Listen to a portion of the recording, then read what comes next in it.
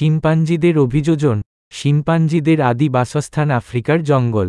এরা মানুষের সবথেকে কাছের প্রতিবেশী।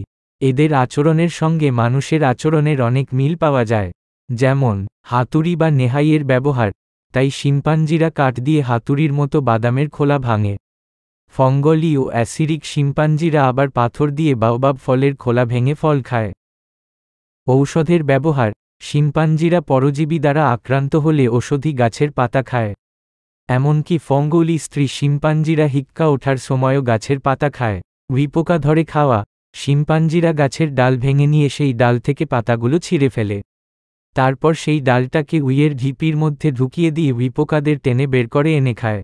ভাবনা চিন্তা করা। শিম্পাঞ্জিরা মানুষের মতো গালে হাত দিয়ে ভাবনা চিন্তা করে।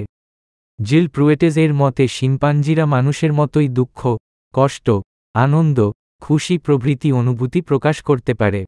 পা দিয়ে গাছের ডাল আঁকড়ে ধরার ক্ষমতা। অরণ্যে প্রায় ক্যানোপির কাছাকাছি 30 ফুট ওপরে গাছের ডালকে পা দিয়ে আঁকড়ে ধরে এরা অত্যন্ত দ্রুত চলাচল করতে পারে। অনেক বিজ্ঞানীদের মতে দ্বিপদ গমনের অভিযোজন মাটিতে নয় গাছের ডালে শুরু হয়েছিল।